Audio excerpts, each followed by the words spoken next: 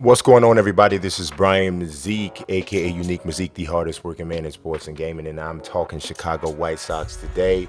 If you haven't heard, this is a spot for Chicago sports talk. So I want to ask the question, and you see this in the title of the video, and it's a serious question, and this is a really serious question because this is coming from a lifetime Chicagoan who is also a major Cubs fan, but I've told people all the time I don't hate the Sox. I really do like the Sox. I root for them as long as they're not playing the Cubs. But we have to ask this question seriously. Are the White Sox the best team in Chicago right now? Are they the best baseball team in Chicago? I mean, we saw some flashes, I will say, right? We saw some flashes from the White Sox last year. They finished third place, 72 and 89 overall. Obviously, far out of the playoffs. But some flashes from a young team that's supposed to be moving in the right direction. And we really saw, I feel, what I consider to be an aggressive offseason that may not even be done.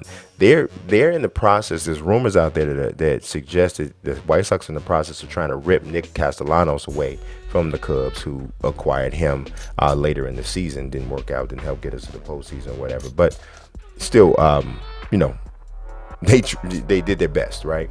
And Castellanos was red hot after joining the Cubs and had a pretty solid season overall. So it would make sense that the White Sox would be interested if Castellanos loved Chicago, as word is that he did.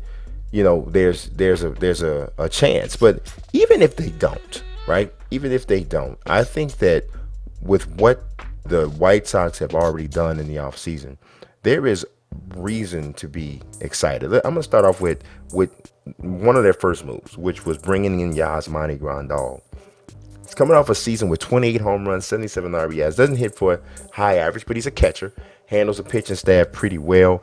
And I think he gives them a solid stick from the catcher position, which is obviously a lot of spots for a lot of teams. You don't get a ton of offensive production, but I would call Yasmani Grondahl one of the better offensive catchers in the game. So you bring him in. You also bring Jose Abreu back, who has been one of the most consistent offensive producers in the major leagues over the last, I would say, 5 to 7 years. Just consistent throughout. Just solid, kind of know what you're going to get numbers from him right in the middle of a lineup. So I'm going to talk about what the projected lineup is, but I'm just going to go over some of the stuff that they've already done. Nomar Mazzara, who is right now in his career, he's averaging like hitting like 261. On base percentage is not all that fantastic at 320.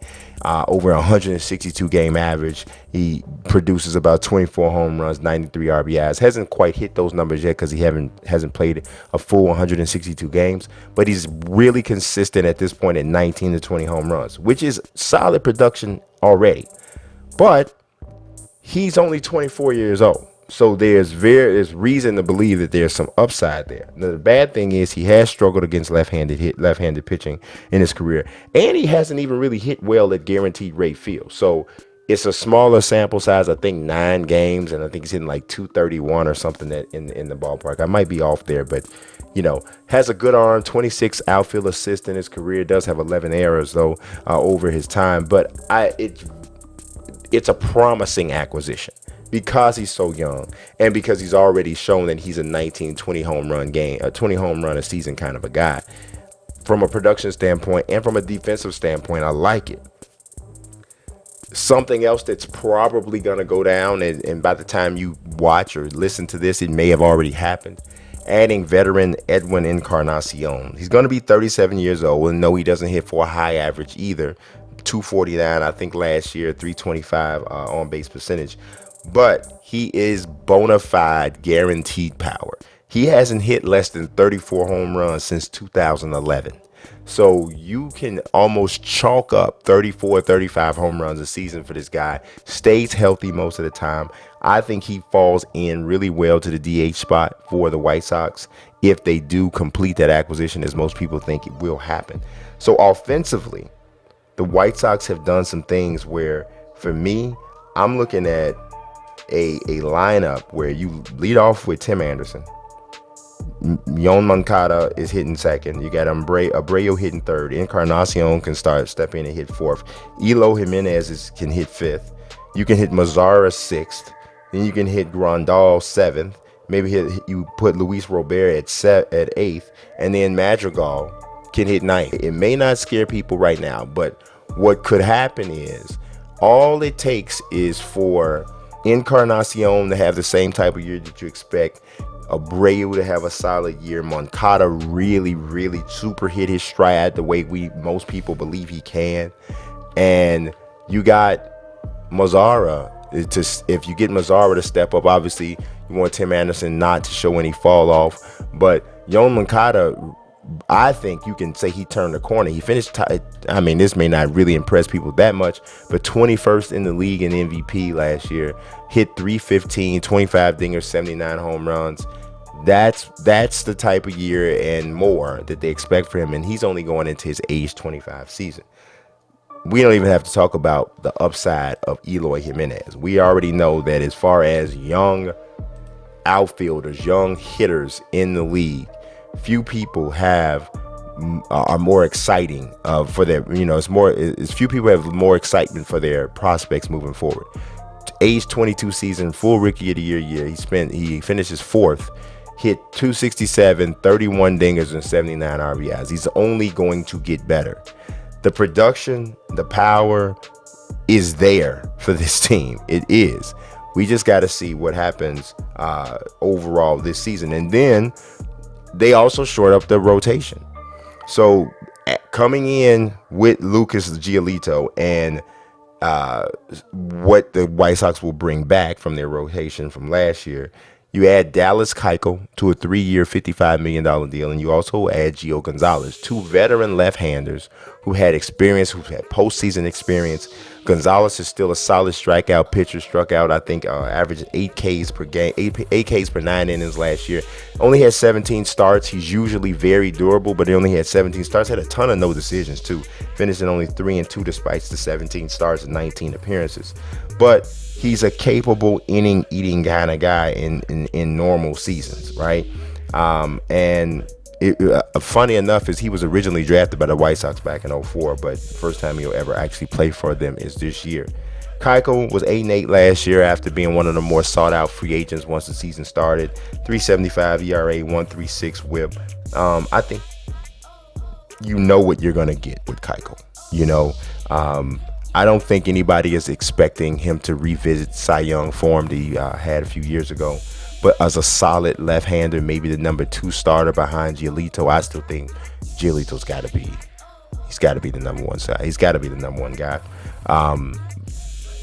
I think Kuechel steps in there really nicely. And for me, Gio Gonzalez maybe is the number 3 starter. Then when you're looking at 4 and 5, in my opinion, that's when this is when the big if-then scenarios start coming in, right? The White Sox need 2 of their 3 young starters to turn the corner and take the step and become legitimate major league starters who gives their team a chance to win every time they take the mound. And that's between Reynaldo Lopez, Dylan Cease, or Michael Kopech. Most people would want the latter because everybody is still super just enamored with the upside that he brings. This is if he can step in and really deliver, right? It makes the Chris Sale trade it almost makes it feel like it's a total win for the White Sox because Moncada starting to step in. If Kopech can do the same thing,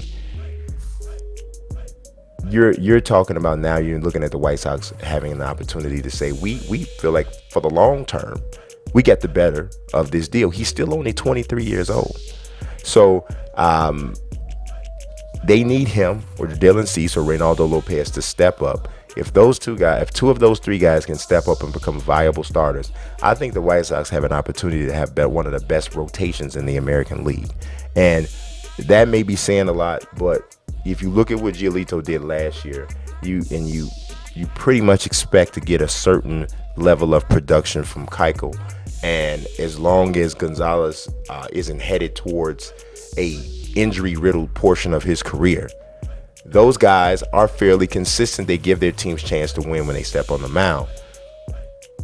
If the White Sox can get 2 of those 3 young starters to step in and to produce, I think this could be the best team in the city. We'll talk about the Cubs at another time. We're going to wait and see what happens with Chris Bryant, see whether or not he actually does get moved. What's going on? There's been very little that's been done on the north side, to be honest. It really has been very little. So if you're a Cubs fan like myself, you really have no idea exactly what to expect because you don't even know what your team's going to look like. Obviously, there's talk trying to get Jason Hayward included in any Chris Bryant trade. Teams may not be willing to take that contract, but we'll see.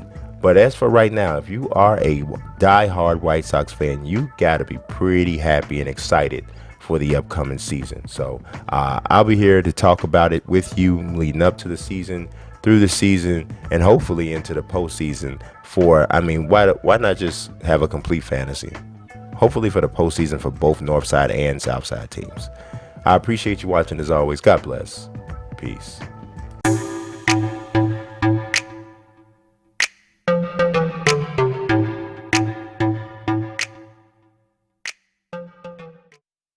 I'll be weak, I'm rather unique.